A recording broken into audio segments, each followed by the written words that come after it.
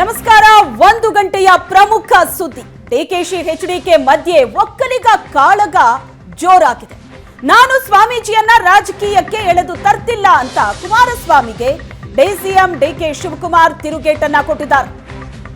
ನಿನ್ನೆ ನಡೆದಂತಹ ಮಾತಿನ ಜಟಾಪಟಿ ಇದು.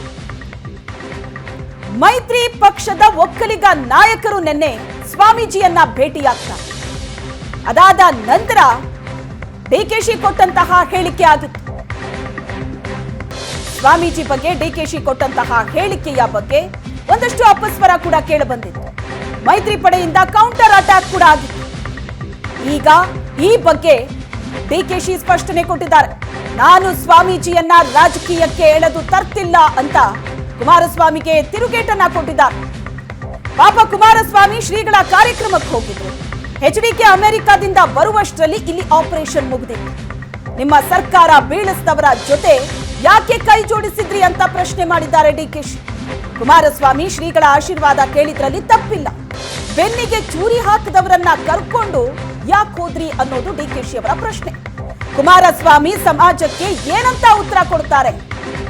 ಡಿಕೆ ಶಿವಕುಮಾರ್ ಕೊಟ್ಟಂತಹ ಹೇಳಿಕೆ ಕುಮಾರಸ್ವಾಮಿಗೆ ಡಿಕೆಶಿ ತಿರುಗೇಟನ್ನ ಕೊಟ್ಟಿದ್ದಾರೆ.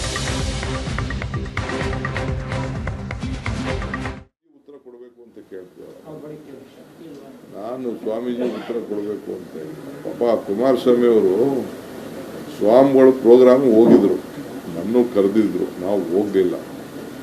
ಕೆಲವು ಮಂತ್ರಿಗಳು ಅವರೆಲ್ಲ ಹೋಗಿದ್ರು, ಪುಟ್ಟರಾಜು ಅವರು ಎಲ್ಲ ಹೋಗಿದ್ರು. ಬರೋಷ್ಟೊತ್ತಿಗೆ ಇಲ್ಲಿ ಆಪರೇಷನ್ ನಡೆದೋಗಿತ್ತು.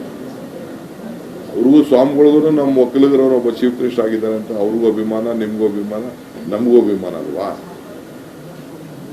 ಅದಕ್ಕೆ ಯಾರು ತೆಗೆದ್ರು ಅವ್ರನ್ನೇ ಎಲ್ಲ ಜೊತೆಗೆ ಹಾಕೊಂಡು ಹೋದ್ರೆ ನಾವು ಈಗ ಚಲರಾಯ ಸ್ವಾಮಿ, ಕೃಷ್ಣ ಬೈರೇಗೌಡರು, ನಮ್ಮ 5 ಜನ 6 ಜನ MLAಗಳು ಕರ್ಕೊಂಡು ಹೋದ್ರೆ, MP ಕ್ಯಾಂಡಿಡೇಟ್ಗಳನ್ನ ಕರ್ಕೊಂಡು ಹೋದ್ರು. ಕೇಳಿದ್ರು, ನನಗೂ ಹೇಳಿದ್ರು, ನಂಗೆ ಕರ್ಕೊಂಡು ಹೋಗಿ ನಮ್ಮ ಆಶೀರ್ವಾದ ಬೇಕಲ್ಲ, ಹಿರಿಯರ ಆಶೀರ್ವಾದ ಬೇಕಲ್ಲ. ಹಂಗೆ ಇವ್ರಿಗೆ ಬೇಕಾದ್ರೆ ಇವ್ರಿಗೆ ಆಶೀರ್ವಾದ ಕೇಳ್ಕೊಳ್ಳಿ. ಕುಮಾರಸ್ವಾಮಿ ಕೇಳಿಲ್ದೋ ತಪ್ಪು ಅಂತ ಹೇಳೋದಿಲ್ಲ, ಮಂಜುನಾಥ್ ಕೇಳೋದು ತಪ್ಪು ಅಂತ ಹೇಳೋದಿಲ್ಲ, ಅವರೆಲ್ಲ ಕೇಳಲಿ. ಬಟ್ ಯಾರವ್ರಿಗೆ ಶೂರಿ ಹಾಕಿದ್ರಲ್ಲ ಅವ್ರು ಕರ್ಕೊಂಡು ಹೋಗಿ, ಯಾರು ಸರ್ಕಾರನ ತೆಗೆದ್ರು ಅವ್ರು ಕರ್ಕೊಂಡು ಹೋದ್ರೆ ಆ ಸಮಾಜಕ್ಕೆ ಏನು ಉತ್ತರ ಕೊಡ್ತಾರೆ ಅಂತ ಸ್ವಾಮೀಜಿ ಉತ್ತರ.